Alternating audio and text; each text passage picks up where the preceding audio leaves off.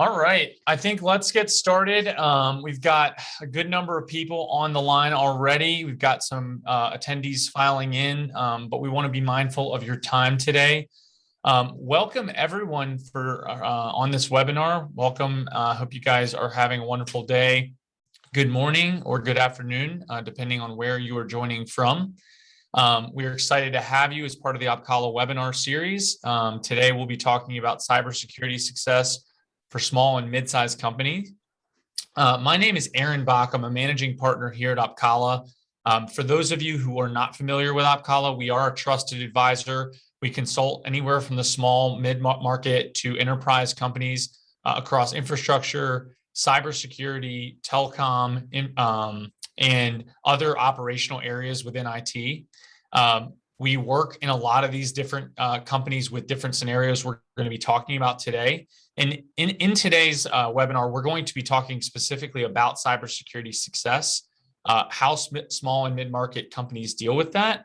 And we have seen a lot of these situations in our customers. And so we're going to make this as conversational as possible and hope you get something out of it. But we're going to be hearing from some of the highest rated vendors in this space, along with one of our customers, CPI Security, who also has a very large focus on security, both physical and cyber. So today, we're excited to have you. Please put your questions in the chat.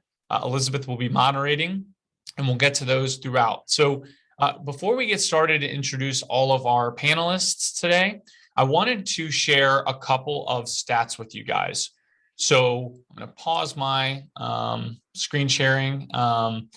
So a couple stats today that I think are relevant for this conversation. So this is actually from one of our panelists today, Mimecast, and Justin Bourgeois, who's on this, who's going to be speaking a little bit.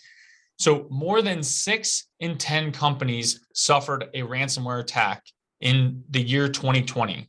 More than 60% of companies suffered a ransomware attack. That's a really high number, a lot higher than previous years. There was also 64% increase in email threats.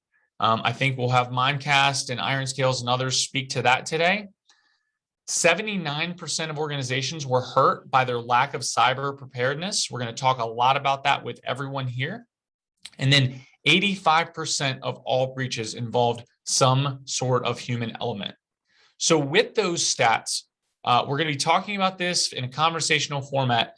I would like to introduce our panelists, and I'd like to introduce the vendors here to talk a little bit about some of these stats and what they're seeing.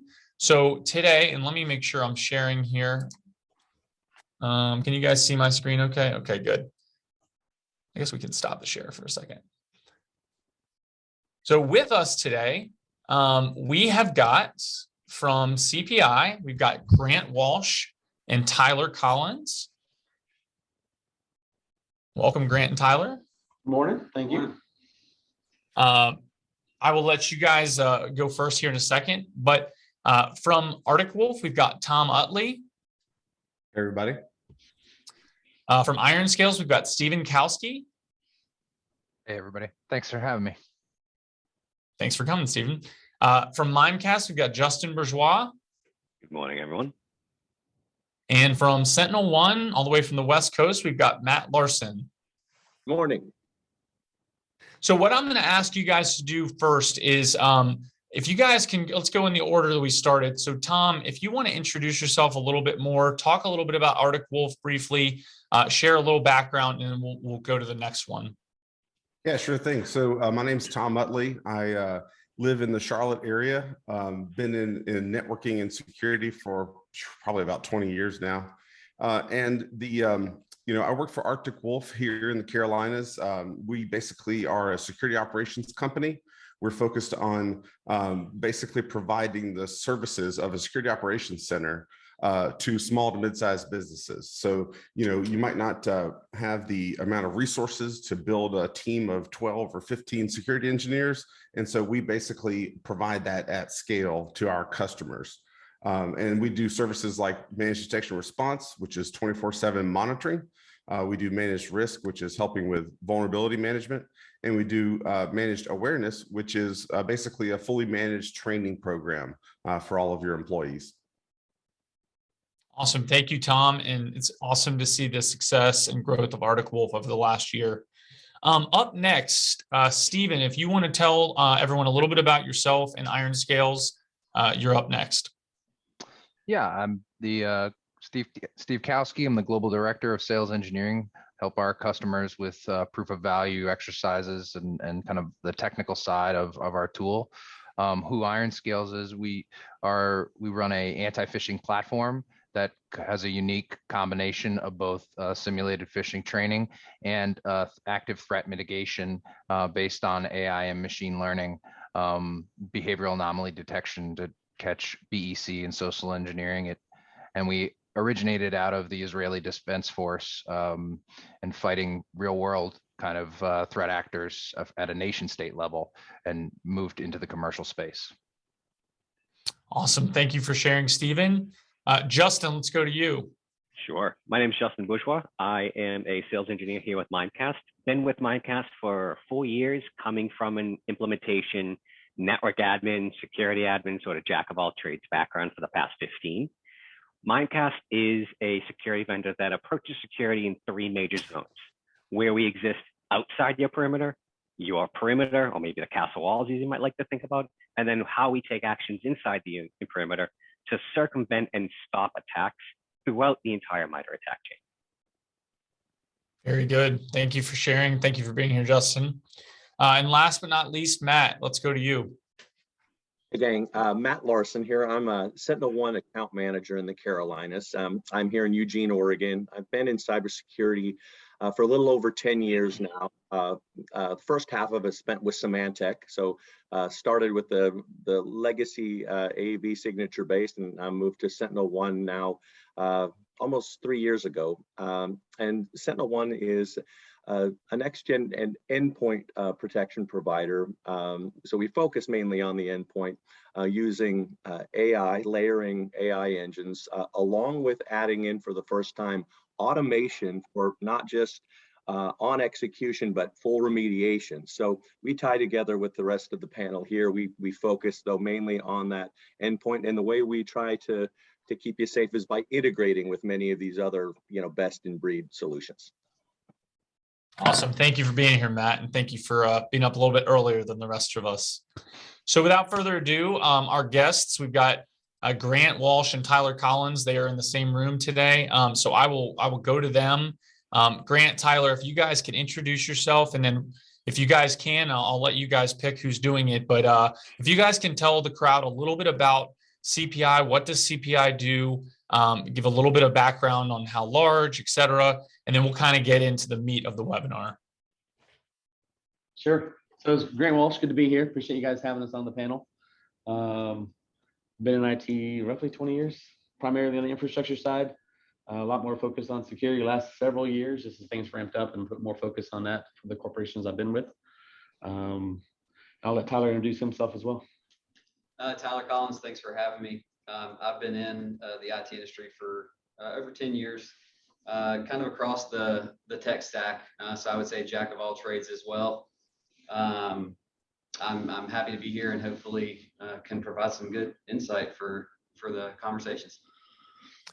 Awesome. And Grant and Tyler, can you guys give us a little background, just so, because not everyone's from the North Carolina area. Tell us a little bit more about CPI, size, et cetera, and what do you guys do?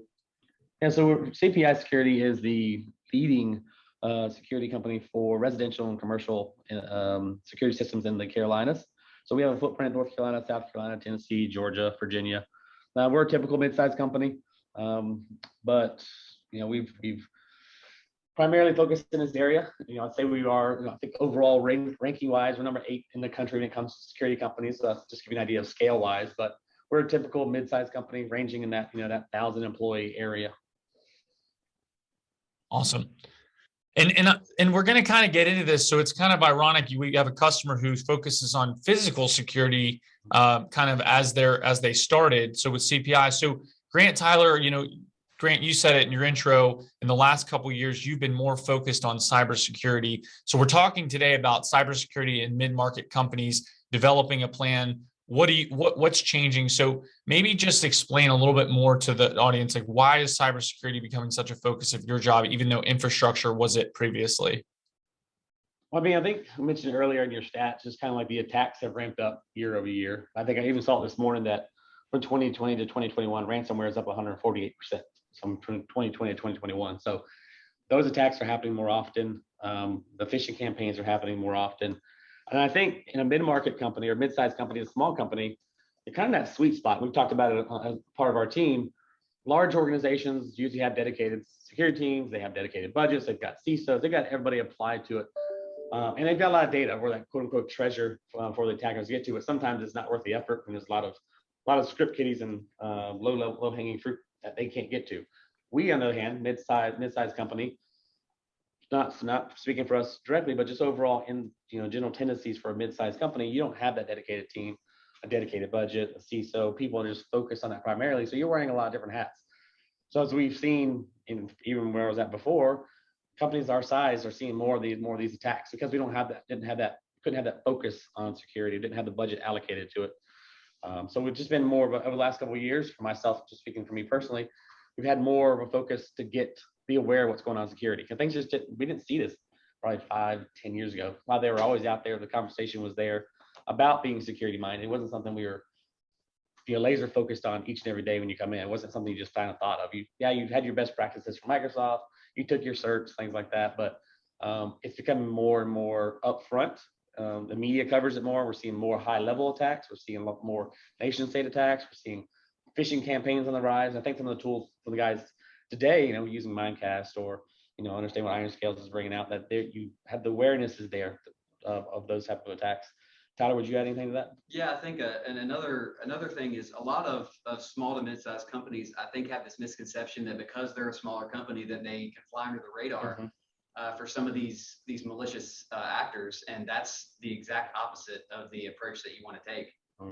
So I think that's another reason why Grant and I have also started making a really large effort into diving deeper into the cybersecurity space.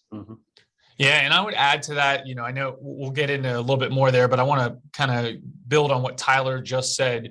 For everyone listening and for those, we work with a lot of customers, all different sizes. And the number of times in the past year, I've heard someone in the mid-market or small space say, no, we're not that important. We're only 300 employees. It's not that they're never going to come after us.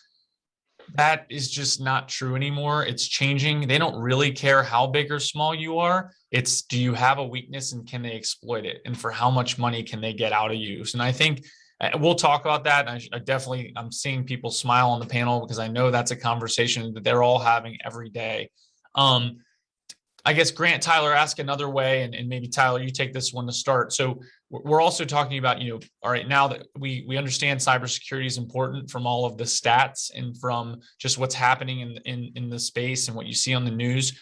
How do you guys, and I know you're doing it right now, but how do you guys go about creating a cybersecurity plan? How do you decide, well, what are we going to do ourselves? What are we going to do in-house? Or what are we going to do externally? And what are we going to do with a third party? How do you guys go about developing that plan, executing that plan? And where do you see challenges in the small mid-market really delivering a strong cybersecurity plan? I think, well, you have to start with visibility. You have to know what you've got going on in your environment. I think that's kind of where it starts, internally and externally, what you're exposing. And you run into I think similar challenges, but at smaller scales. This larger companies, you have the cost challenges, smaller budgets. So finding the right solutions to fit into your budget and working with partners that are aware of your budget constraints and bringing the right solutions to the table. And you've got complexity. So you've got on-prem, you've got cloud, you've got hybrid, you've got all these different models that add layers of complexity to security, and figuring out how to navigate those on limited budgets and on, like Grant was mentioning, different size teams that may not be a 100-person security team. And that's offensive and defensive. We're trying to protect against people who have large teams doing offensive and defensive reconnaissance on, okay, well, we're trying to defend against these, and they've got teams working to figure out how we're doing that. And so those are things that we're trying to battle and navigate. And again, I go back to the visibility because in the end, if you don't know what's going on, then you can't protect it. Grant, anything you'd like to add to that? No, I think if you said, everything I would say, I mean, the people, understanding where your people are too. I mean, understanding the strengths and weaknesses of your people, understanding the availability. I mean, yeah, most mid-sized companies have small teams who can't work 24/7. Well, you could, you burn your people out and you have that rotation of people because you're working 24/7. You have to be aware 24/7, but that's where you kind of look at that. Do we do it in-house? Or do we flex out? Are there companies that can help us? Are there partners that come alongside us and be a partner, not just selling us some tool that's the latest and greatest, but actually a partner to take the time to understand who we are, what we're trying to do, what we're trying to defend. Understand that, hey, you guys only have X number of people. Here's how we can help augment that at a cost that's beneficial to you, for you to stay ahead of the attackers. Yeah, and one last kind of, this might seem like a very cliche question, like, why are you asking? Of course it's important, but like Grant, Tyler, I'll ask the question, why is cybersecurity so important to CPI? Why does it matter? Why does it matter? Well, we are CPI Security. We can't have CPI Security and a security issue. So there's brand damage, there's issues with customer data. Every company has the same thing. When that's what goes to when you're trying to get support, because to do all this, you need to have leadership support. You got to get the buy-in to do any sort of stuff, have a program, understand the importance of it, somebody to sign the check at the end of the day. So that same thing is why do we want to do this? Well, not just because we want to do it because it's a cool IT thing to do, but there's a beneficial to the company. What's the cost of doing it versus what's the cost of not doing it? What's that brand damage look like? If we had an issue, what does it do to our customers if we had that type of issue? What does it do if we're on the TV? What does it mean in terms of, even if it's small, what does the cleanup effort look like in terms of resources I have to apply to it? Insurance costs, all those type of things. So why do we do it? At the end of the day, to protect the company, protect the brand, protect our customers, but also just overall to save money. I mean, yes, it costs money up front to put it in place, but long-term, those costs are much higher when you try to remediate or recover from an incident. And I think go ahead, Tyler. I think adding on to that is also bring awareness to the employees and how important it is that they stay diligent and learning and continuing with our awareness training and understanding that they could potentially impact the entire business, and that does affect them. And so bringing that awareness to everyone is important from the top to the bottom. Yeah, I couldn't agree with you guys more. And I think what you said, Grant, about it being a monetary issue, but also a brand, a reputational issue, it could be even bigger than that. And I think, I can't remember the stat exactly, but it was over 50% of companies, and especially in the small and mid-market, when they were hit with a ransom attack, they were closed within 2 years. Because they didn't have the plan and they didn't have the ability to recover, not only from the damage from data loss or from a monetary issue, but from the brand damage that it caused. So thank you guys for sharing. So I also want to give, sorry, I'm getting a call there for a second. I want to also give, some of these folks that have joined us on the panel a chance to share. We heard what their companies are doing, and I know they're partnering with a lot of our customers and people we're running into. But let's start with, let's go in reverse order. Matt, what are you guys seeing at SentinelOne? Maybe trends in cybersecurity? What are some of the newer things that are coming up in late 2021? We'll say post-COVID or sort of at the end of COVID, hopefully. What are you seeing from a trend? And then what are you seeing? Speak to what are some of the challenges you're seeing with people being able to address security issues? Yeah, thanks, Aaron. And Grant and Tyler, that was great.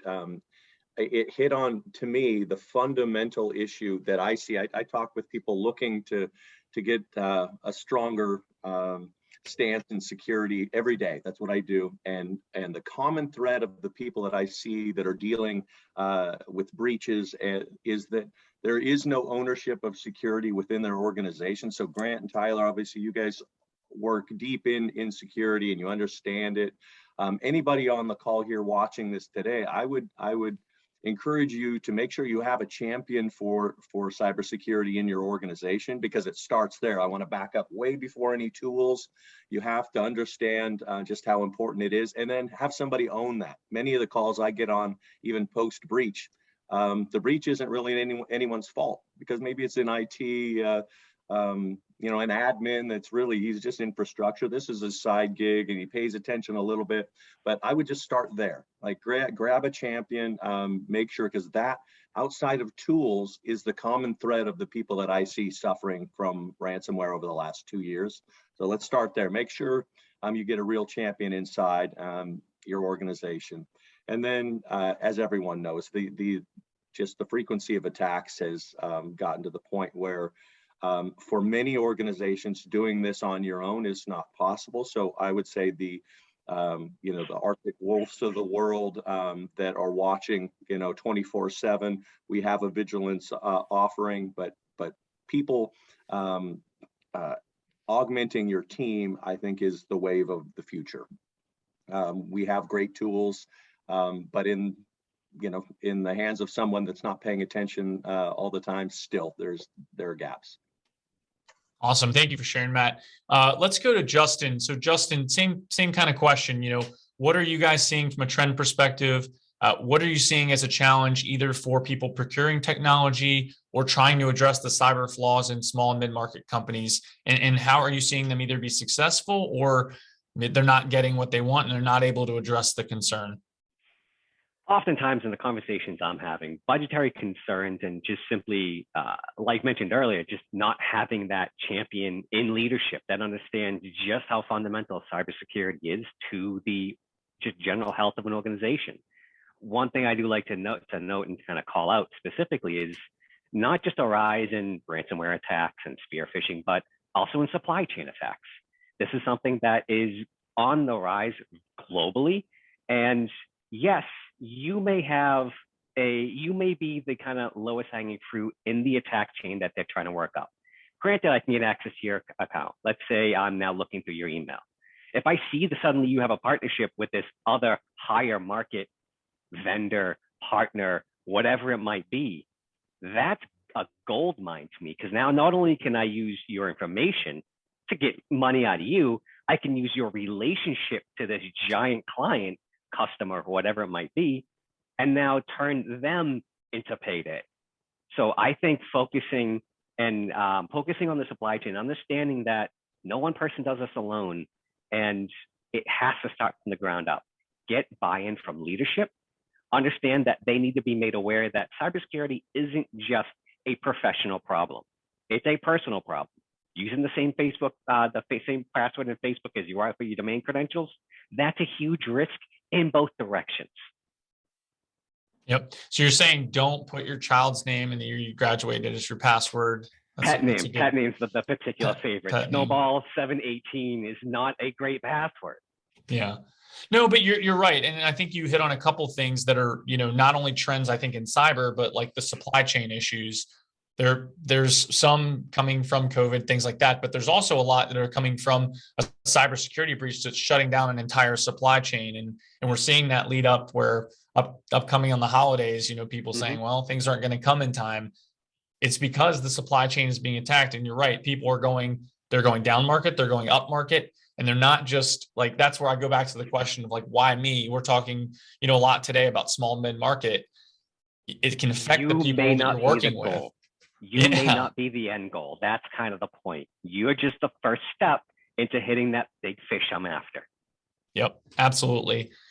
Stephen, let's go to you. So same question. What trends are you all seeing at IRONSCALES? And then what are you seeing as far as addressing those cybersecurity issues within a small mid-market? What are you seeing as challenges, maybe creative ways that people are addressing it, et cetera?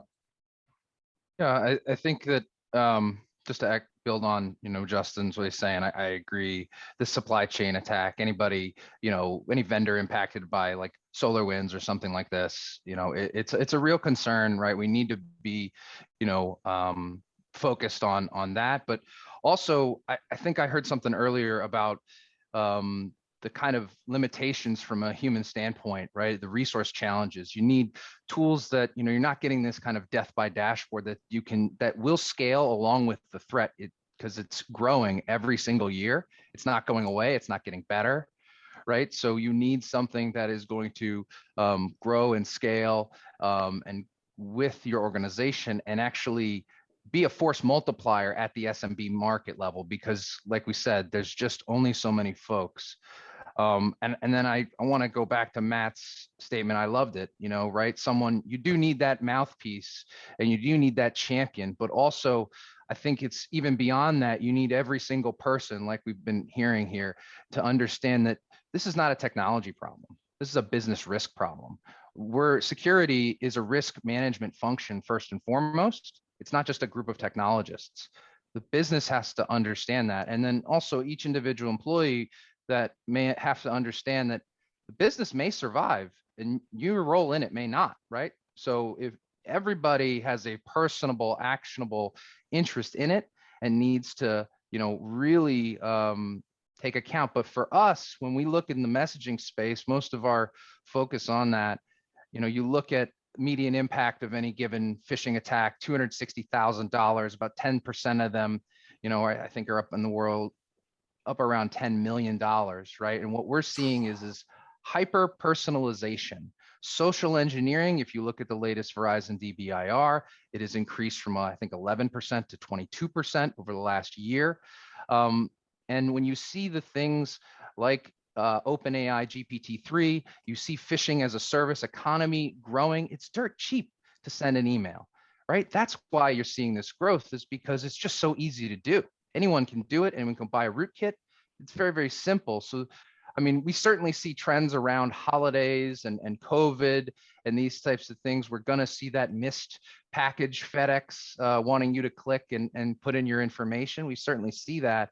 But I think the bigger thing that we're really kind of looking at is what, we're targeting the users. This is becoming a social thing. The user has become the new endpoint, right? All the statistics are showing that. So we need to really focus our energy deeply in making sure that they're aware of the threat, their role in the threat, and how to take action against that threat. Absolutely. Yeah. Some of the stats that you just shared and what we were talking about with the human element of it, they are real. And some of them, I don't even know if we're quantifying them correctly, but a human is a weak spot. And the attack vectors are getting larger, they're getting bigger, they're getting wider. And it's how do you address those up front? And what's interesting is you come back to, you said email messaging, where you guys focus. That's still the predominant area, but it's getting more creative every day. Number one ingress point of every attack. While we're worried about the internal, the ransomware, that's already inside the house. We need to, not miss sight of the front door and putting a lock on there and putting some alarms on there. As much as important as ransomware is, I don't mean to discount it, but I totally agree with you. Yeah, amen. Aaron, another part of the end user perspective is helping empower them to be able to communicate that something seems off, or not that they're going to get in trouble for reporting something, or I clicked on this, and then just letting it go without reporting it, or without giving them some type of medium for communicating that. I think that's another big challenge and a big ask that we have is communicate, and how can we help you feel like it's not you're not going to get in trouble. This is something we need to be aware of. So I think that's another big challenge that a lot of companies really have to focus on. At that point, if you've been in IT long enough, there's been hopefully a shift from legacy IT where the shame game was strong. You shame people into, shame on you for clicking on that. No, not shame on you. You don't know. You have a gazillion emails coming in that you're trying to do your job, and you don't know what to look for. Our job is to help educate, help train. Thank you for bringing that to our attention. Here's why it's important that you brought that to our attention. Here's how we can make sure, here's the tools we can put in place to help block that to an extent. You can't block it all. And then we kind of explain we can't block everything. But the main thing for us is, these are our customers, have some empathy, understand they don't know everything that we look at from the IT side. They don't understand the sophistications in terms of the attack threats coming in from email. So just having some empathy with people and not shaming them. Because back in the day, you would shame them for every little thing they did. They had a blue screen, you shame them. It ain't their fault the PC crashed. Or you shame people. And the same thing now, you just have to have empathy, and that helps buy support. And they understand you're not going to come down on them because they have suspicions about email, and they're more likely to come to you with some other issue that comes up. Yeah, they're kind of your last line of defense. I mean, you got to have them on board, and then you introduce new tools. They're going to buy in if they feel like they're included, and they're understanding of what you're trying to do. You're not just another tool, another this. oh, another process, oh, another, if they feel like they're included and they understand why you're doing these things and how it could impact them as well as the business, then you really are marching in the right direction. Yeah. And I mean, I think you guys all hit it on the head, but I mean, we're hearing from some of the people that have these tools that help make this easier, but it's not ever going to be 100%. It's just not. It's hard to secure 100% because there's always a new attack vector that's coming in. And so I think, to you guys' point, empower your users, give the culture to embrace security, allow people to have a method, whether it's via tool or they can come to you and say, hey, I've got something that I don't really know what I'm doing, or it looks suspicious. Have that culture so that you guys can deal with it. And hopefully you can add in tools, you can add in services that allow you to address those easier. I think that's what we're seeing in a successful organization versus, like you guys just said, click on something, well, you're fired. I mean, that's not a culture we want, because just the reality is that I think the execs are some of the worst peoples in some of the companies as far as who are being targeted and do they follow the security protocols. So yeah, Grant, Tyler, thank you for sharing. Tom, let's go to you. So let's wrap up the question of I guess cybersecurity trends you're seeing. And then I want to ask another question. I want to go to Grant and Tyler after this, but a few times it's been brought up. One of the hardest things about cybersecurity and getting the right cybersecurity approach is addressing it with leadership, having an executive sponsor, making sure that your leadership team is on board. So I would ask you, what are the trends?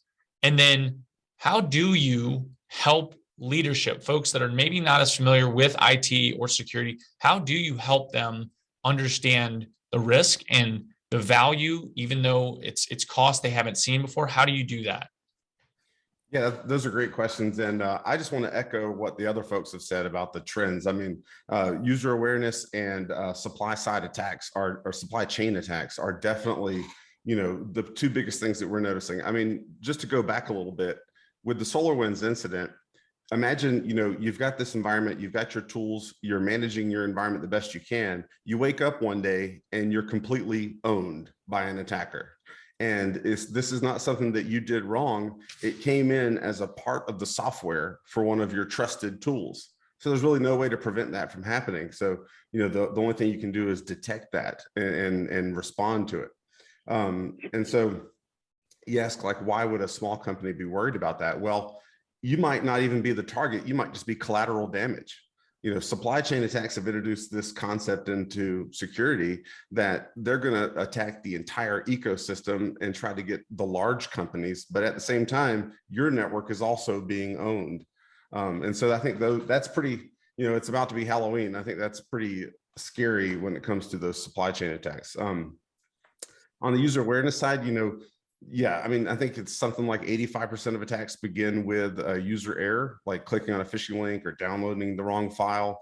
And I think it's important to have the right attitude about it. So instead of just saying, okay, we got to do this once a year, hour-long training session, so check the box and make sure that you attend, that's not the right approach. I think that you need to keep up with the latest trends, the latest attack methods, and keep that training continuous, once a week, once every other week, small bite-sized pieces of training to make sure that your folks are aware of what people are doing right now. And then when it comes to trying to communicate the reason that you need to have a security program, you need to have a strong security posture. Yeah, I mean, obviously, with IT, our job is to increase productivity, to make the company better, and so that the company can make more money. And you start talking about cybersecurity, and it's kind of a different conversation. You're not going to put in place cybersecurity tools and make more money. But what you're going to try to do is put in place cybersecurity tools to reduce your risk and to prevent you from losing money. And so I think the important thing there is to communicate a total cost of ownership based on the potential costs with a cybersecurity attack. So, and be realistic, go from, an account compromise that leads to maybe business email compromise where you pay the wrong account, and then go all the way up to a large scale ransomware attack where they're asking for millions of dollars. And just explain all the different costs that are affected with that, not only IT costs, but also just business downtime and those types of factors, brand reputation. Once you put that in place and give sort of a range of costs, it becomes really easy to show, now here's the cybersecurity budget. So this is a, a much, very high amount of savings compared to what could happen. Awesome. Yeah, Tom, thank you for sharing. And I agree. I think it's about telling the story about the why. And I think I want to kind of punt this over to Grant and Tyler. So, obviously CPI has security in the name. And so I think there is a focus on security for you guys inherently, but I would imagine you guys still are seeing new maybe cyber risks, and there's new cybersecurity prevention tools, et cetera, that are coming out where not everyone in leadership would understand that. How do you guys help create, like what Tom said, how do you create that story around this is why we need it, this is the risk? How do you evaluate the different vendors and options that are out there? And how do you, really, I guess, address these risks from a third-party vendor versus internal perspective? I know it was a very deep question. It is a deep question, so think hard. Multi-layer there for sure. When it comes to leadership, it's just awareness. Using real world examples of what's going on out there, so they're aware of, okay, this happened to company A. What would that look like if it happened to us? Just kind of play that scenario through, so they can understand what that impact would be. Here's the solutions we have in place, and here's how we could not have stopped something like that at our level. Allow them to understand, not so much deep in the weeds, what the technical aspect of the tools do or what we're looking at doing, but here's the data that we have that we're trying to protect. And if that type of attack happened to us, here's where we could have stopped it. And here's maybe we were remiss. And this is why this tool or this solution would help us. And as we kind of grow and companies expand from on-prem to, as Tyler mentioned, on-prem, hybrid, or in the cloud, now data sitting over here. Now if that same type of attack was a supply chain attack, how does that affect our data sitting over there? How's that tool that we're going to use? How are they secure to keep our information secure internally? But overall, when it speaking to leadership, it's what we said over and over again today is really the cost of doing it versus the cost of not doing it. And you're going to invest this much. It may stretch over 2 to 3 to 4 years, depending on that investment.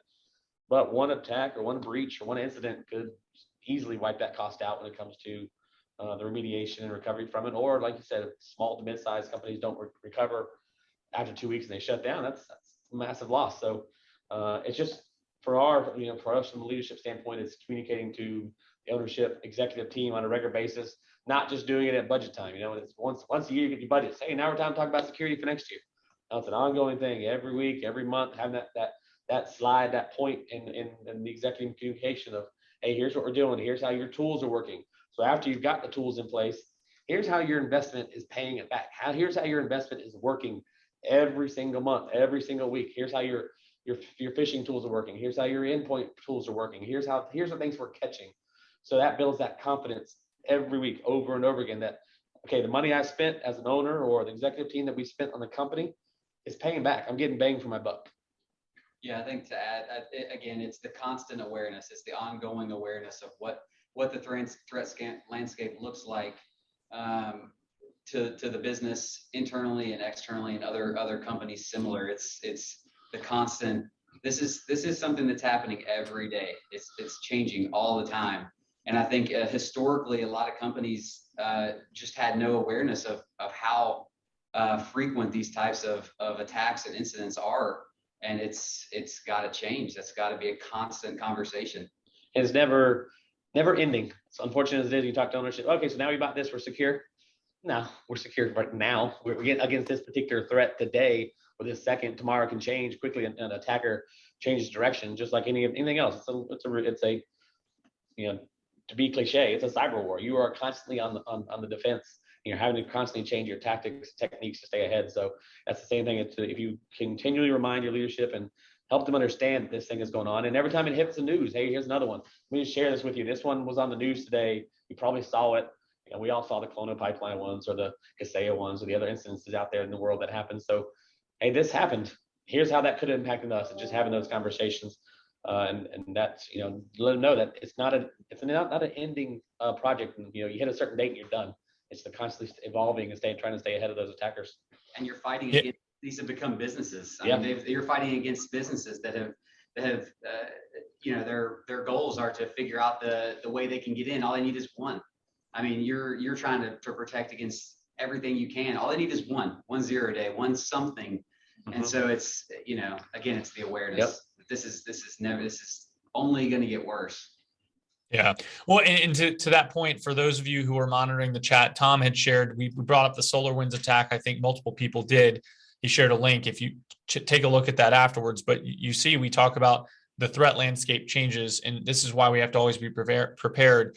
The same group that attacked SolarWinds is now attacking the customers. And so, you know, they're changing their attack vector. They're changing the way that they're going after people. So thanks for sharing that, Tom. We actually had a question come in, and I want to direct this. Let's go to Stephen first and then Justin second, because you guys kind of both brought this up. So the question is what advice do you have for assessing the security level of a third-party provider? Because you guys both mentioned third-party providers and the supply chain attack. How do you assess the security landscape inside of one of your vendors, whether it's cybersecurity or other? And then how do you guys specifically share?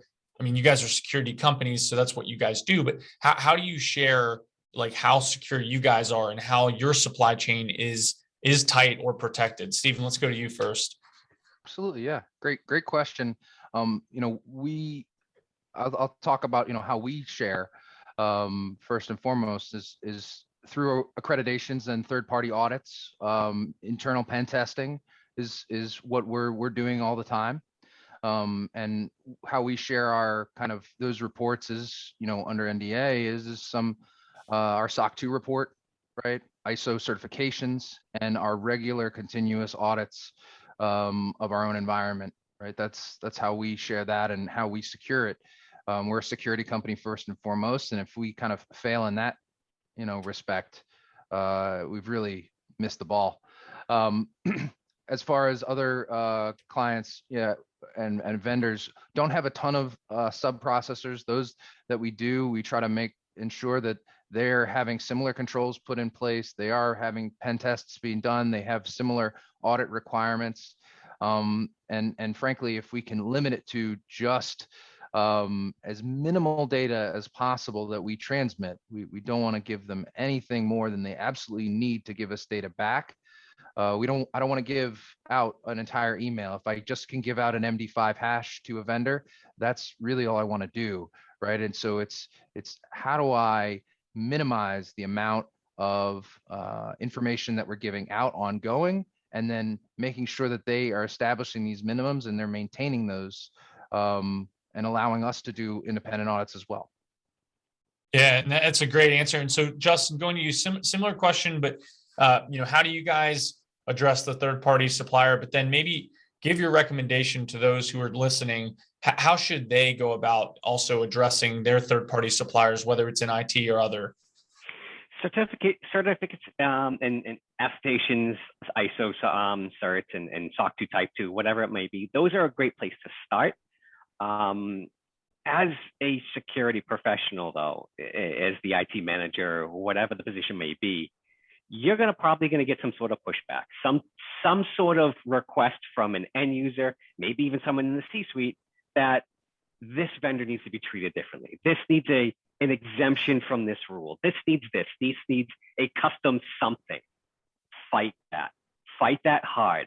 Don't carve out explicit whitelist exemptions for those vendors, because let's be honest, sometimes as security vendors, we need to play our cards a little close to the chest.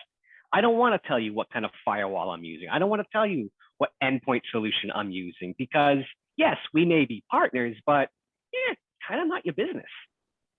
So I would say beyond, especially for like the smaller side of the businesses, that the attestations and the certificates, those can be quite onerous to achieve for some startup.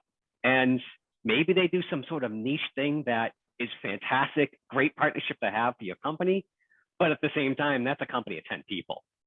They're not going to go out and get SOC 2 certified anytime soon. And so understand that the rules you put in place as a security team and your entire security ecosystem are there to protect the ecosystem. carving out exemptions is just a general bad idea. And I would recommend you fight that, regardless of who, whether they have a C in their title or not, request that kind of exemption. Yep. Stephen and Justin, thank you for sharing. We actually had another question come in. I want to go to Matt because Matt sees it from the account side and I think more of the dealing with the decision-making side a little bit more. So, and I know you guys are brought in a lot of times when, shit has already hit the fan, excuse my French, but so Matt, maybe share from your perspective, what are some of the horror stories in the light of Halloween coming up? What are some of the horror stories you've seen? How bad can it get? What are you guys seeing? And then maybe share with the customers, who maybe have been lucky enough not to have been hit with a breach or a ransomware attack, or, maybe they've had a scare, why is it so important to do that before the scare happens and before it actually works? So that was a lot there, but, feel free to dissect as you wish. Right, I'll do it for Halloween. Yeah. So it is part of my job, I guess. When I started just a couple of years ago, I got together with some of the public sector IT managers at Nickel Giza, and I threw out an invite. Call me anytime. I know some of them had dealt with breaches in the past. They put together a strike force, so a bunch of people fighting together, for the common good for the public sector in the Carolinas, and it wasn't much more than a week later, I received a call at about 2:30 in the morning, my time, here from a frantic IT director, and they were locked up. Neighboring county was locked up and had no real tools. I think they were calling law enforcement. They had a whole team of people they probably should have called before me, but I at least pointed them in the right direction. And I guess the horror story is that this was exactly, they were getting together, finally putting together a strike force and focusing on this collaboratively. But before that day, no one owned this. These were IT people, not security people.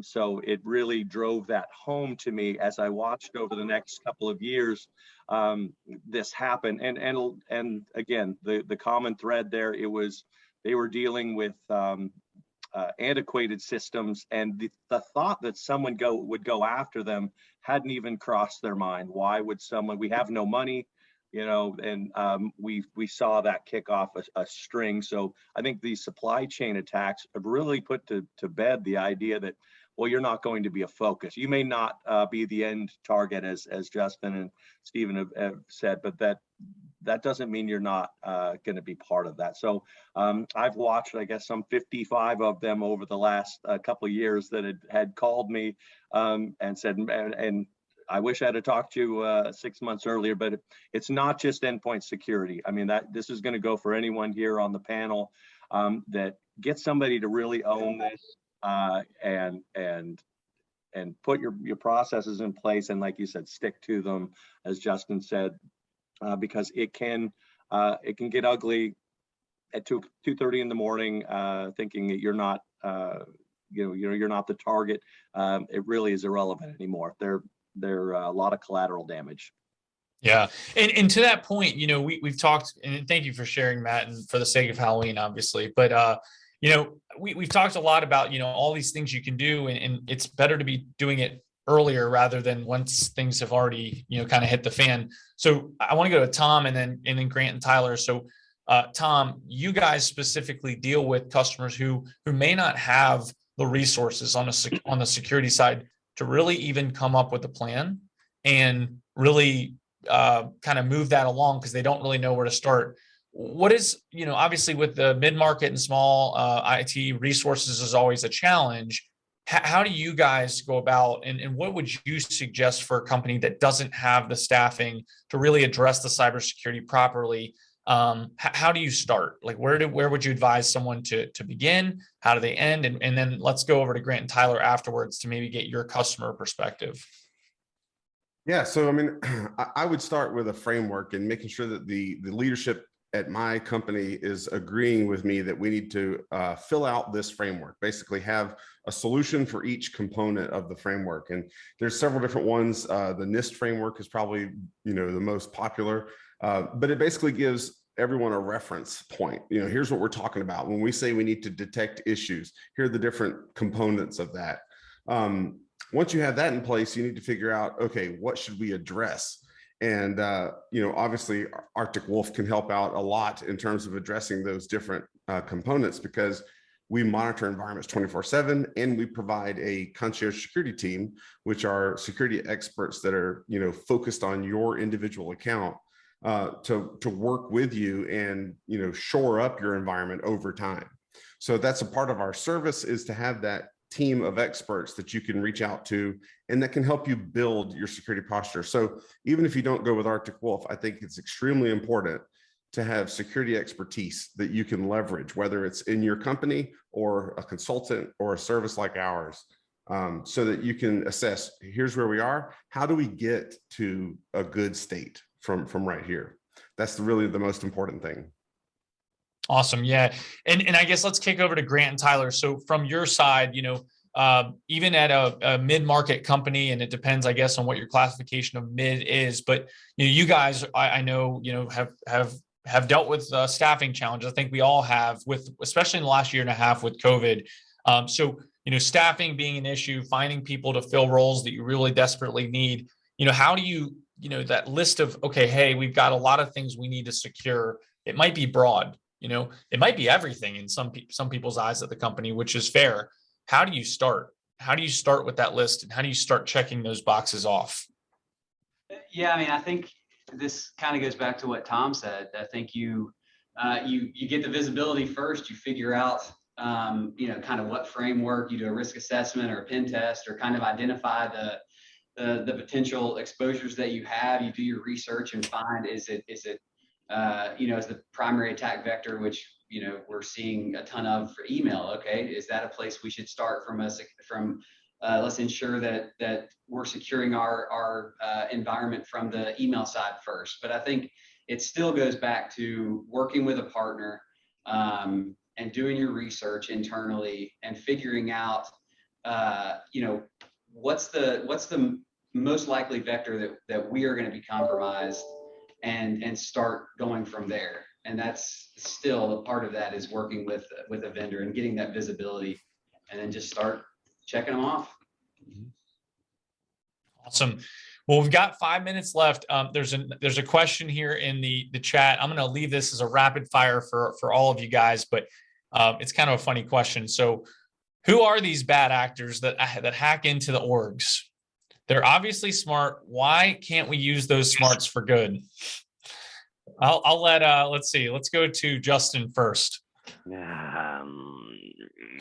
Why can't we get these people to work for the good guys? It's because it pays too well.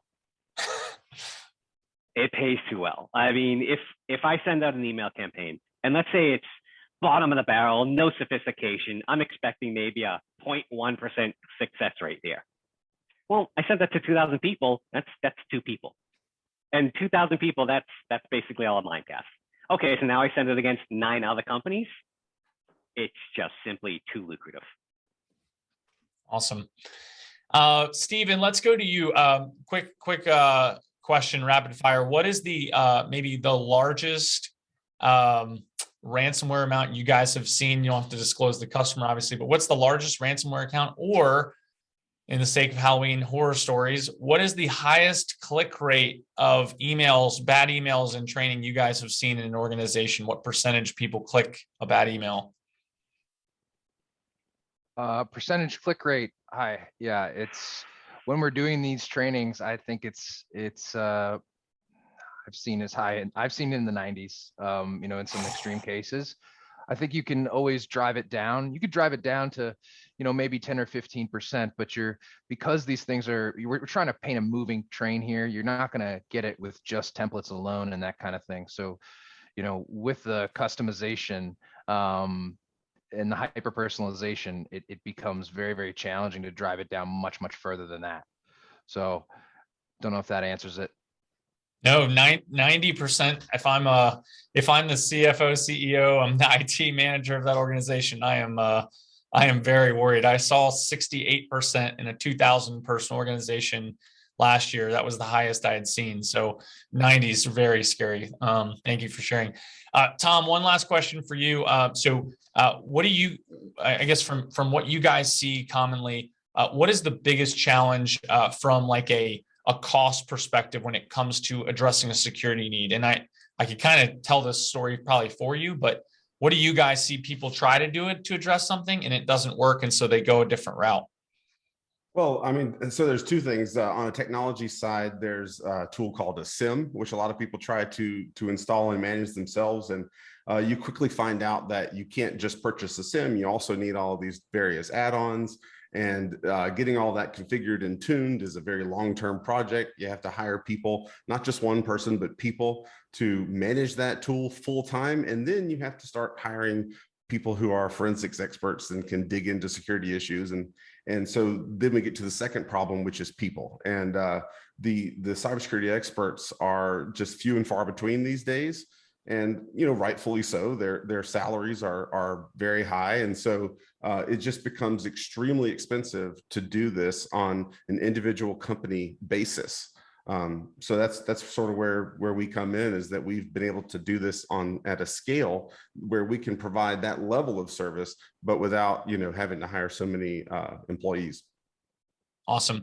Well, guys, we got 2 minutes left and there are no more questions, and I want to be mindful of everyone's time. Thank you guys for sharing your stories, your horror stories, especially Justin, Stephen, Matt, Tom, and then Grant and Tyler. Thank you guys for sitting on this panel. We hope this was valuable for you guys. If you guys have not spoken to any of these guys with Mimecast, SentinelOne, Arctic Wolf, and IRONSCALES, highly recommend it, because they definitely do serve a need in this cybersecurity space, especially in the small and mid-market companies. And I think Grant and Tyler can attest to that. What I would ask, if you guys have any questions, please feel free to reach out to Apkala.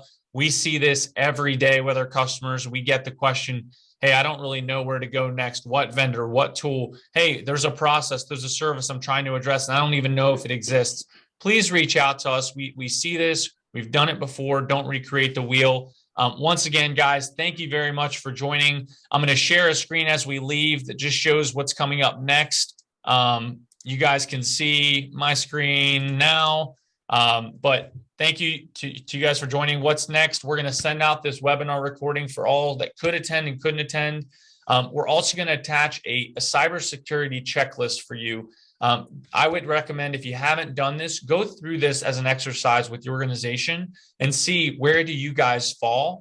We're also going to send out an interactive quick assessment. You can find it on our website, but it's an assessment that will kind of help you guys go through some of your security issues that you have. If you feel like you have something that's an issue, fill it out and see how you scope it, see how you would address it. And then lastly, we have an upcoming webinar coming up in November. We'll release those dates. We're going to be talking about unified communications and contact center as a service. So thanks all for joining. Hope you guys have a great rest of the week, a happy Halloween, and thanks for joining us. Thanks, everyone. Thanks, guys. Thank you. Thank you. Right.